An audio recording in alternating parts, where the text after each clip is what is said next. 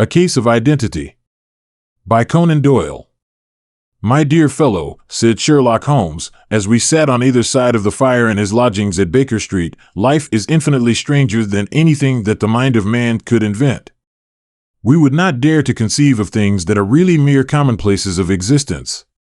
If we could fly out of that window hand in hand, hover over this great city, gently remove the roofs, and peep in at the queer things that are going on, the strange coincidences, the plans, the cross-purposes, the wonderful chains of events, working through generations, and leading to the most outre results, it would make all fiction with its conventionalities and foreseen conclusions most stale and unprofitable.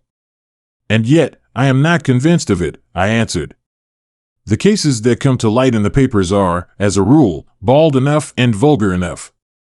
We have in our police reports realism pushed to its extreme limits, and yet the result is, it must be confessed, neither fascinating nor artistic. A certain selection and discretion must be used in producing a realistic effect, remarked Holmes. This is wanting in the police report, where more stress is laid, perhaps, upon the platitudes of the magistrate than upon the details, which to an observer contain the vital essence of the whole matter. Depend upon it, there is nothing so unnatural as the commonplace. I smiled and shook my head. I can quite understand you thinking so, I said. Of course, in your position as an unofficial advisor and helper to everybody who is absolutely puzzled throughout the 3 continents, you are brought into contact with all that is strange and bizarre. But here, I picked up the morning paper from the ground. Let us put it to a practical test. Here is the first heading upon which I come. A husband's cruelty to his wife. There is half a column of print, but I know without reading it that it is all perfectly familiar to me. There is, of course, the other woman, the drink, the push, the blow, the bruise, the sympathetic sister, or the landlady. The crudest of writers could invent nothing more crude. Indeed, your example is an unfortunate one for your argument, said Holmes, taking the paper and glancing his eye down at it. This is the Dundas separation case, and, as it happens, I was engaged in clearing up some small points in connection with it. The husband was a teetotaler, there was no other woman, and the conduct complained of was that he had drifted into the habit of winding up every meal by taking out his false teeth and hurling them at his wife, which, you will allow, is not an action likely to occur to the imagination of the average storyteller. Take a pinch of snuff, doctor, and acknowledge that I have scored over you in your example. He held out his snuff-box of old gold, with a great amethyst in the center of the lid. Its splendor was in such contrast to his homely ways and simple life that I could not help commenting on it. Ah, said he, I forgot that I had not seen you for some weeks. It is a little souvenir from the King of Bohemia in return for my assistance in the case of the Irene Adler papers. And the ring? I asked, glancing at a remarkable brilliant light that sparkled upon his finger. It was from the reigning family of Holland, though the matter in which I served them was of such delicacy that I cannot confide it even to you, who have been good enough to chronicle 1 or 2 of my little problems. And have you any on hand just now? I asked with interest. Some 10 or 12, but none which present any feature of interest. They are important, you understand, without being interesting. Indeed, I have found that it is usually in unimportant matters that there is a field for observation and for the quick analysis of cause and effect, which gives charm to an investigation. The larger crimes are apt to be simpler, for the bigger the crime, the more obvious, as a rule, is the motive. In these cases, save for one rather intricate matter that has been referred to me from Marseilles, there is nothing that presents any features of interest. It is possible, however, that I may have something better before very many minutes are over, for this is one of my clients, or I am much mistaken. He had risen from his chair and was standing between the parted blinds, gazing down into the dull, neutral-tinted London street. Looking over his shoulder, I saw that on the pavement opposite there stood a large woman with a heavy fur boa around her neck and a large curling red feather in a broad-brimmed hat that was tilted in a coquettish Duchess of Devonshire fashion over her ear. From under this great panoply, she peeped up in a nervous, hesitating fashion at our windows while her body oscillated backward and forward and her fingers fidgeted with her glove buttons. Suddenly, with a plunge, as of the swimmer who leaves the bank, she hurried across the road, and we heard the sharp clang of the bell. I have seen those symptoms before, said Holmes, throwing his cigarette into the fire. Oscillation upon the pavement always means an affair d'oeuvre. She would like advice, but is not sure that the matter is not too delicate for communication. And yet even here we may discriminate. When a woman has been seriously wronged by a man, she no longer oscillates, and the usual symptom is a broken bell wire. Here we may take it that there is a love matter, but that the maiden is not so much angry as perplexed or grieved. But here she comes in person to resolve our doubts. As he spoke, there was a tap at the door, and the boy in buttons entered to announce Miss Mary Sutherland, while the lady herself loomed behind his small black figure like a full-sailed merchantman behind a tiny pilot boat.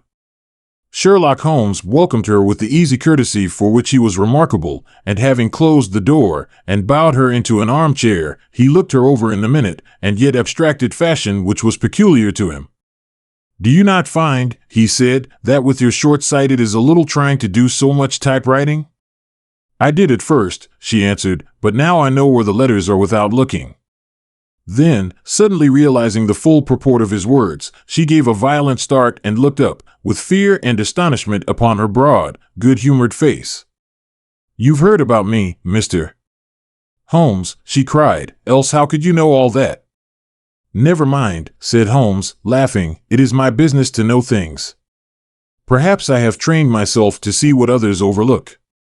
If not, why should you come to consult me?" "I came to you, sir, because I heard of you from Mrs. Etheridge, whose husband you found so easy when the police and everyone had given him up for dead." "Oh, Mr. Holmes, I wish you would do as much for me. I'm not rich, but still I have 100 a year in my own right, besides the little that I make by the machine, and I would give it all to know what has become of Mr. Hosmer Angel." "Why did you come away to consult me in such a hurry?" asked Sherlock Holmes, with his fingertips together and his eyes to the ceiling. Again a startled look came over the somewhat vacuous face of Miss Mary Sutherland. "Yes, I did bang out of the house," she said, "for it made me angry to see the easy way in which Mr. Windibank, that is, my father, took it all.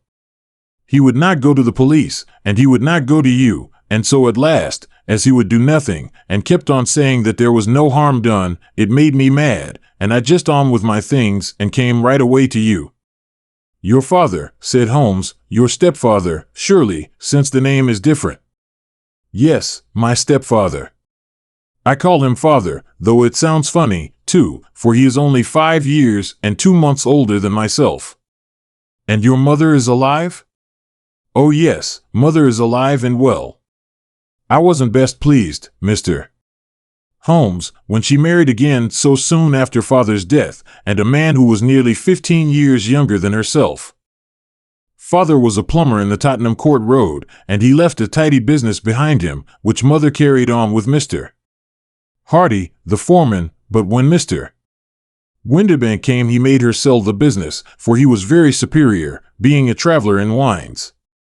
They got £4,700 for the goodwill and interest, which wasn't near as much as father could have got if he had been alive. I had expected to see Sherlock Holmes impatient under this rambling and inconsequential narrative, but, on the contrary, he had listened with the greatest concentration of attention. "Your own little income," he asked, "does it come out of the business?" "Oh no, sir. It is quite separate, and was left me by my Uncle Ned in Auckland. It is in New Zealand stock, paying 4.5%. £2,500 was the amount, but I can only touch the interest." "You interest me extremely," said Holmes. "And since you draw so large a sum as 100 a year, with what you earn into the bargain, you no doubt travel a little, and indulge yourself in every way. I believe that a single lady can get on very nicely upon an income of about £60. Sherlock Holmes welcomed her. "I could do with much less than that, Mr. Holmes, but you understand that as long as I live at home I don't wish to be a burden to them, and so they have the use of the money just while I am staying with them. Of course, that is only just for the time. Mr. Windibank draws my interest every quarter, and pays it over to mother, and I find that I can do pretty well with what I earn at typewriting. It brings me 2pence a sheet, and I can often do from 15 to 20 sheets in a day. You have made your position very clear to me, said Holmes. This is my friend, Dr. Watson, before whom you can speak as freely as before myself. Kindly tell us now all about your connection with Mr. Hosmer Angel. A flush stole over Miss Sutherland's face, and she picked nervously at the fringe of her jacket. I met him first at the gasfitter's ball, she said. They used to send father tickets when he was alive, and then afterwards they remembered us and sent them to mother. Mr. Windibank did not wish us to go. He never did wish us to go anywhere. He would get quite mad if I wanted so much as to join a Sunday school treat. But this time I was set on going, and I would go, for what right had he to prevent? He said the folk were not fit for us to know, when all father's friends were to be there. And he said that I had nothing fit to wear, when I had my purple plush that I had never so much as taken out of the drawer. At last, when nothing else would do, he went off to France upon the business of the firm, but we went, mother and I, with Mr. Hardy, who used to be our foreman, and it was there I met Mr. Hosmer Angel. I suppose, said Holmes, that when Mr. Windibank came back from France he was very annoyed at your having gone to the ball. Oh, well, he was very good about it. He laughed, I remember, and shrugged his shoulders, and said there was no use denying anything to a woman, for she would have her way. I see. Then at the gasfitter's ball you met, as I understand, a gentleman called Mr.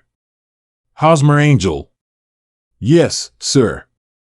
I met him that night, and he called next day to ask if we had got home all safe, and after that we met him, that is to say, Mr. Holmes, I met him twice for walks, but after that father came back again, and Mr. Hosmer Angel could not come to the house any more. No? Well, you know, father didn't like anything of the sort. He wouldn't have any visitors if he could help it, and he used to say that a woman should be happy in her own family circle. But then, as I used to say to mother, a woman wants her own circle to begin with, and I had not got mine yet. But how about Mr. Hosmer Angel? Did he make no attempt to see you? Well, father was going off to France again in a week, and Hosmer wrote and said that it would be safer and better not to see each other until he had gone. We could write in the meantime, and he used to write every day. I took the letters in the morning, so there was no need for father to know. Were you engaged to the gentleman at this time? Oh yes, Mr. Holmes. We were engaged after the first walk that we took. Hosmer, Mr. Angel, was a cashier in an office in Leadenhall Street, and... What office? That's the worst of it, Mr. Holmes, I don't know. Where did he live, then? He slept on the premises. And you don't know his address? No, except that it was Leadenhall Street. Where did you address your letters, then? To the Leadenhall Street post office, to be left till called for. He said that if they were sent to the office he would be chaffed by all the other clerks about having letters from a lady, so I offered to typewrite them, like he did his, but he wouldn't have that, for he said that when I wrote them they seemed to come from me, but when they were typewritten he always felt that the machine had come between us. That will just show you how fond he was of me, Mr. Holmes, and the little things that he would think of. It was most suggestive, said Holmes. It has long been an axiom of mine that the little things are infinitely the most important. Can you remember any other little things about Mr. Hosmer Angel? He was a very shy man, Mr. Holmes. He would rather walk with me in the evening than in the daylight, for he said that he hated to be conspicuous. He was very retiring and gentlemanly. Even his voice was gentle. He'd had the quinsy and swollen glands when he was young, he told me, and it had left him with a weak throat and a hesitating, whispering style of speech. He was always well dressed, very neat and plain, but his eyes were weak, just as mine are, and he wore tinted glasses against the glare. Well, and what happened when Mr. Windibank, your stepfather, returned to France? Mr. Hosmer Angel came to the house again and proposed that we should marry before father came back. He was in dreadful earnest, and he made me swear, with my hands on the testament, that whatever happened, I would always be true to him. Mother said he was quite right to make me swear and that it was a sign of his passion. Mother was all in his favor from the beginning and was even fonder of him than I was. Then, when they talked of marrying within the week, I began to ask about father, but they both said never to mind about father, but just to tell him afterwards, and Mother said she would make it all right with him. I didn't quite like that, Mr. Holmes. It seemed funny that I should ask for his leave, as he was only a few years older than me, but I didn't want to do anything on the sly, so I wrote to my father in Bordeaux, where the company has its French offices, but the letter came back to me on the very morning of the wedding. It missed him, then? Yes, sir, for he had started in England just before it arrived. Ha! That was unfortunate. Your wedding was then arranged for Friday. Was it to be in church? Yes, sir, but very quietly. It was to be at St. Saviour's, near King's Cross, and we were to have breakfast afterwards at the St. Pancras Hotel. Hosmer came for us in a hansom, but as there were two of us, he put us both into it and stepped himself into a four-wheeler, which happened to be the only other cab in the street.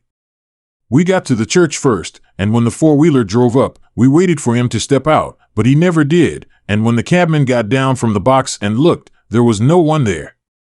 The cabman said that he could not imagine what had become of him, for he had seen him get in with his own eyes. That was last Friday, Mr. Holmes, and I have never seen or heard anything since then to throw any light upon what became of him. It seems to me that you have been very shamefully treated, said Holmes. Oh no, sir.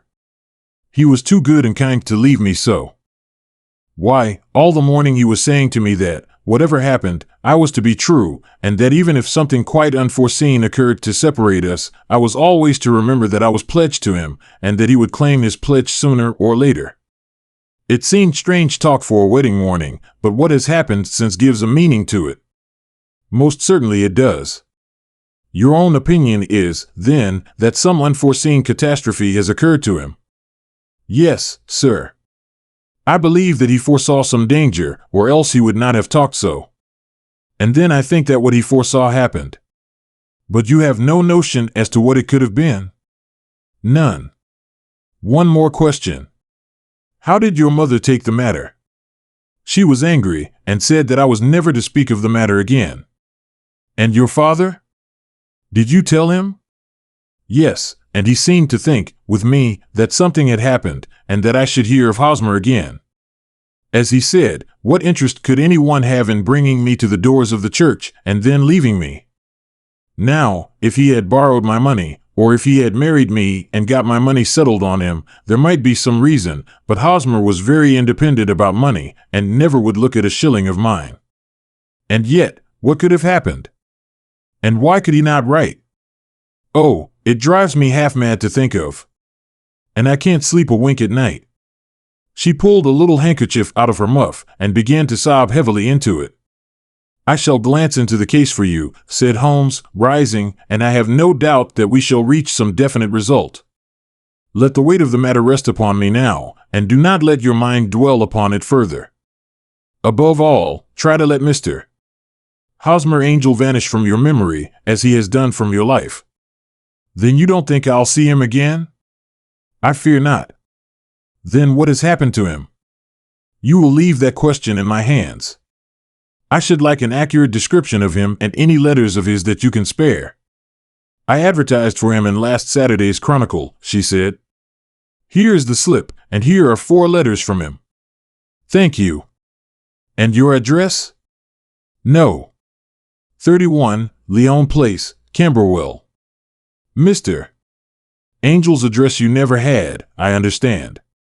Where is your father's place of business? He travels for Westhouse and Marbank, the great claret importers of Fenchurch Street. Thank you. You have made your statement very clearly. You will leave the papers here and remember the advice that I have given you. Let the whole incident be a sealed book, and do not allow it to affect your life. You are very kind, Mr. Holmes, but I cannot do that. I shall be true to Hosmer. He shall find me ready when he comes back. For all the preposterous hats and the vacuous faces, there was something noble in the simple faith of our visitor, which compelled our respect. She laid her little bundle of papers on the table and went her way, with a promise to come again whenever she might be summoned. Sherlock Holmes sat silent for a few minutes with his fingertips still pressed together, his legs stretched out in front of him, and his gaze directed upward to the ceiling. Then he took down from the rack the old and oily clay pipe, which was to him as a counselor, and, having lit it, he leaned back in his chair, with the thick blue cloud wreaths spinning up from him and a look of infinite languor in his face. "Quite an interesting study, that maiden," he observed. "I found her more interesting than her little problem, which, by the way, is rather a trite one. You will find parallel cases, if you consult my index, in Andover in '77, and there was something of the sort at The Hague last year. As old as the idea is, however, there were one or two details that were new to me. But the maiden herself was most instructive. You appeared to read a good deal about her, which was quite invisible to me," I remarked. "Not invisible, but unnoticed, Watson. You did not know where to look, and so you missed all that was important. I can never bring you to realize the importance of sleeves, the suggestiveness of thumbnails, or the great issues that may hang from a bootlace. Now, what did you gather from that woman's appearance? Describe it." "Well, she had a slate-colored, broad-brimmed straw hat with a feather of a brickish red. Her jacket was black, with black beads sewn upon it, and a fringe of little black jet ornaments. Her dress was brown, rather darker than coffee, with a little purple plush at the neck and sleeves. Her gloves were grayish and were worn through at the right forefinger. Her boots I didn't observe. She had small, round, hanging gold earrings and a general air of being fairly well-to-do, in a vulgar, comfortable, easygoing way." Sherlock Holmes clapped his hands softly together and chuckled. "'Pon my word, Watson, you are coming along wonderfully. You have really done very well, indeed. It is true that you have missed everything of importance, but you have hit upon the method, and you have a quick eye for color. Never trust general impressions, my boy, but concentrate on details. My first glance is always at a woman's sleeve. In a man, it is perhaps better to first take the knee of the trouser. As you can see, this woman had plush on her sleeves, which is a very useful material for showing traces. The double line a little above the wrist, where the typewriter presses against the table, was beautifully defined. The sewing machine of the hand type leaves a similar mark, but only on the left arm and on the side of it farthest from the thumb, instead of being right across the broadest part, as this was. I then glanced at her face, and observing the dent of a pince-nez at either side of her nose, I ventured a remark upon short sight and typewriting, which seemed to surprise her. It surprised me. But, surely, it was very obvious. I was then much surprised and interested in glancing down to observe that, though the boots that she was wearing were not unlike each other, they were really odd ones. One had a slightly decorated toe cap and the other a plain one. One was buttoned only in the 2 lower buttons out of 5, and the other in the 1st, 3rd, and 5th. Now, when you see that a young lady, otherwise neatly dressed, has come away from home with odd boots, half-buttoned, it is no great deduction to say that she came away in a hurry. And what else? I asked, keenly interested, as I always was, in my friend's incisive reasoning. I noted, in passing, that she had written a note before leaving home, but after being fully dressed. You observed that her right glove was torn at the forefinger, but you did not apparently see that both glove and finger were stained with violet ink. She had written in a hurry and dipped her pen too deep. It must have been this morning, or the mark would not remain clear on the finger. All this is amusing, though rather elementary, but I must go back to business, Watson. Would you mind reading me the advertised description of Mr. Hosmer Angel? I held the little printed slip to the light. Missing, it said, on the morning of the 14th, a gentleman named Hosmer Angel. About 5 feet 7 inches. In height, strongly built, sallow complexion, black hair, a little bald in the center, bushy, black side whiskers and mustache, tinted glasses, slight infirmity of speech. She was dressed, when last seen, in a black frock coat faced with silk, a black waistcoat, a gold Albert chain, and gray Harris tweed trousers, with brown gaiters over elastic-sided boots. Known to have been employed in an office in Leadenhall Street. Anybody bringing, etc., etc. That will do, said Holmes. As to the letters, he continued, glancing over them, they are very commonplace. There is absolutely no clue in them to Mr. Angel, save that he quotes Balzac once. There is one remarkable point, however, which will no doubt strike you. They are typewritten, I remarked. Not only that, but the signature is typewritten. Look at the neat little Hosmer Angel at the bottom. There is a date, you see, but no superscription except Leadenhall Street, which is rather vague. The point about the signature is very suggestive, in fact, we may call it conclusive. Of what?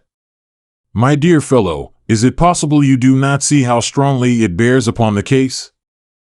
I cannot say that I do, unless it were that he wished to be able to deny his signature if an action for breach of promise were instituted. No, that was not the point. However, I shall write 2 letters, which should settle the matter. One is to a firm in the city, and the other is to the young lady's stepfather, Mr. Windibank, asking him whether he could meet us here at 6 o'clock tomorrow evening.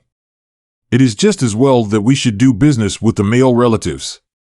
And now, Doctor, we can do nothing until the answers to those letters come, so we may put our little problem on the shelf for the interim. I had had so many reasons to believe in my friend's subtle powers of reasoning and extraordinary energy in action that I felt that he must have some solid grounds for the assured and easy demeanor with which he treated the singular mystery that he had been called upon to fathom. Once only had I known him to fail, in the case of the King of Bohemia and of the Irene Adler photograph, but when I look back to the weird business of the sign of 4 and the extraordinary circumstances connected with the study in scarlet, I felt that it would indeed be a strange tangle that he could not unravel. I left him then, still puffing at his black clay pipe, with the conviction that when I came again the next evening, I would find that he held in his hands all the clues that would lead up to the identity of the disappearing bridegroom of Miss Mary Sutherland. A professional case of great gravity was engaging my own attention at the time, and the whole of the next day I was busy at the bedside of the sufferer. It was not until close to 6 o'clock that I found myself free and was able to spring into a hansom and drive to Baker Street, half afraid that I might be too late to assist at the denouement of the little mystery. I found Sherlock Holmes alone, however, half asleep, with his long, thin form curled up in the recesses of his armchair. A formidable array of bottles and test tubes, with the pungent, clean smell of hydrochloric acid, told me that he had spent his day in the chemical work that was so dear to him. "Well, have you solved it?" I asked as I entered. "Yes." It was the bisulfate of baryta. "No, no, the mystery," I cried. "Oh, that. I thought of the salt that I have been working on. There was never any mystery in the matter, though, as I said yesterday, some of the details are of interest. The only drawback is that there is no law, I fear, that can touch the scoundrel. Who was he, then, and what was his object in deserting Miss Sutherland?" The question was hardly out of my mouth, and Holmes had not yet opened his lips to reply, when we heard a heavy footfall in the passage and a tap at the door. "This is the girl's stepfather, Mr. James Windibank," said Holmes. "He has written to me to say that he would be here at 6. Come in." The man who entered was a sturdy, middle-sized fellow, some 30 years of age, clean-shaven and sallow-skinned, with a bland, insinuating manner and a pair of wonderfully sharp and penetrating gray eyes. He shot a questioning glance at each of us, placed his shiny top hat upon the sideboard, and, with a slight bow, sidled down into the nearest chair. "Good evening, Mr. James Windibank," said Holmes. "I think that this typewritten letter is from you, in which you made an appointment with me for 6 o'clock. "Yes, sir. I am afraid that I am a little late, but I am not quite my own master, you know. I am sorry that Miss Sutherland has troubled you about this little matter, for I think it is far better not to wash linen of the sort in public. It was quite against my wishes that she came, but she is a very excitable, impulsive girl, as you may have noticed, and she is not easily controlled when she has made up her mind on a point. Of course, I did not mind you so much, as you are not connected with the official police, but it is not pleasant to have a family misfortune like this abroad. Besides, it is a useless expense, for how could you possibly find this Hosmer Angel? On the contrary, said Holmes quietly, I have every reason to believe that I will succeed in discovering Mr. Hosmer Angel. Mr. Windibank gave a violent start and dropped his gloves. I am delighted to hear it, he said. It is a curious thing, remarked Holmes, that a typewriter has really quite as much individuality as a man's handwriting. Unless they are quite new, no two of them write exactly alike. Some letters get more worn than others, and some were only on one side. Now, you remark in this note of yours, Mr. Windibank, that in every case there is some little slurring over of the E, and a slight defect in the tail of the R. There are 14 other characteristics, but those are the more obvious. We do all our correspondence with this machine at the office, and no doubt it is a little worn, our visitor answered, glancing keenly at Holmes with his bright little eyes. And now I will show you what is really a very interesting study, Mr. Windibank, Holmes continued. I think of writing another little monograph some of these days on the typewriter and its relation to crime. It is a subject to which I have devoted some attention. I have here 4 letters that purport to come from the missing man. They are all typewritten. In each case, not only are the E's slurred and the R's tailless, but you will observe, if you care to use my magnifying lens, that the 14 other characteristics to which I have alluded are there as well. Mr. Windibank sprang out of his chair and picked up his hat. I cannot waste time on this sort of fantastic talk, Mr. Holmes, he said. If you can catch the man, catch him, and let me know when you have done it. Certainly, said Holmes, stepping over and turning the key in the door. I let you know, then, that I have caught him. What? Where? Shouted Mr. Windibank, turning white to his lips and glancing about him like a rat in a trap. Oh, it won't do, really, it won't, said Holmes suavely. There is no possible way out of it, Mr. Windibank. It is quite transparent, and it was a very bad compliment when you said that it was impossible for me to solve such a simple question. That's right. Sit down, and let us talk it over. Our visitor collapsed into a chair, with a ghastly face and a glitter of moisture on his brow. It's not actionable, he stammered. I am very afraid that it is not. But between ourselves, Windibank, it was as cruel, selfish, and heartless a trick in a petty way as ever came before me. Now, let me just run over the course of events, and you will contradict me if I go wrong. The man sat huddled up in his chair, with his head sunk upon his breast, like one who is utterly crushed.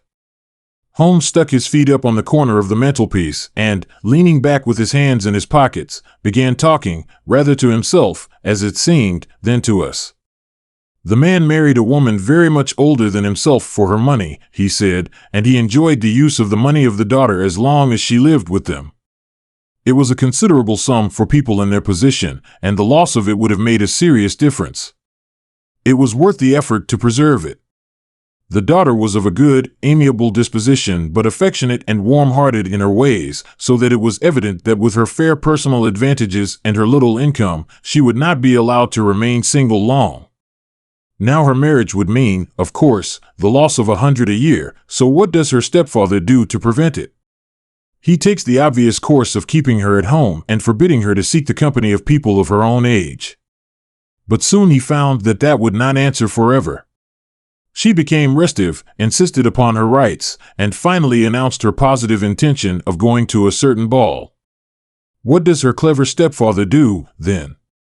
He conceives an idea more creditable to his head than to his heart. With the connivance and assistance of his wife, he disguised himself, covered those keen eyes with tinted glasses, masked the face with a mustache and a pair of bushy whiskers, sunk that clear voice into an insinuating whisper, and doubly secure on account of the girl's short sight, he appears as Mr. Hosmer Angel, and keeps off other lovers by making love himself. glancing about him like a rat in a trap. "It was only a joke at first," groaned our visitor. "We never thought that she would have been so carried away." "Very likely not. However that may be, the young lady was very decidedly carried away, and having quite made up her mind that her stepfather was in France, the suspicion of treachery never for an instant entered her mind. She was flattered by the gentleman's attention, and the effect was increased by the loudly expressed admiration of her mother. Then Mr. Angel began to call, for it was obvious that the matter should be pushed as far as it would go if a real effect were to be produced. There were meetings and an engagement, which would finally secure the girl's affections from turning towards anyone else. But the deception could not be kept up forever. These pretended journeys to France were rather cumbrous. The thing to do was clearly to bring the business to an end in such a dramatic manner that it would leave a permanent impression on the young lady's mind and prevent her from looking upon any other suitor for some time to come. Hence those vows of fidelity exacted upon a testament, and hence also the allusions to a possibility of something happening on the very morning of the wedding. James Windibank wished Miss Sutherland to be so bound to Hosmer Angel and so uncertain as to his fate that for 10 years to come, at any rate, she would not listen to another man. As far as the church door, he brought her, and then, as he could go no farther, he conveniently vanished away by the old trick of stepping in at one door of a four-wheeler and out at the other. I think that was the chain of events, Mr. Windibank. Our visitor had recovered something of his assurance while Holmes had been talking, and he rose from his chair now with a cold sneer upon his pale face. "It may be so, or it may not, Mr. Holmes," said he, "but if you are so very sharp, you ought to be sharp enough to know that it is you who are breaking the law now, and not me. I have done nothing actionable from the first, but as long as you keep that door locked, you lay yourself open to an action for assault and illegal constraint. The law cannot, as you say, touch you," said Holmes, unlocking and throwing open the door, "yet there never was a man who deserved punishment more. If the young lady has a brother or a friend, he ought to lay a whip across your shoulders. By Jove!" he continued, flushing up at the sight of the bitter sneer upon the man's face, "it is not part of my duties to my client, but here's a hunting crop handy, and I think I shall just treat myself to—" He took 2 swift steps to the whip, but before he could grasp it there was a wild clatter of steps upon the stairs. The heavy hall door banged, and from the window we could see Mr. James Windibank running at the top of his speed down the road.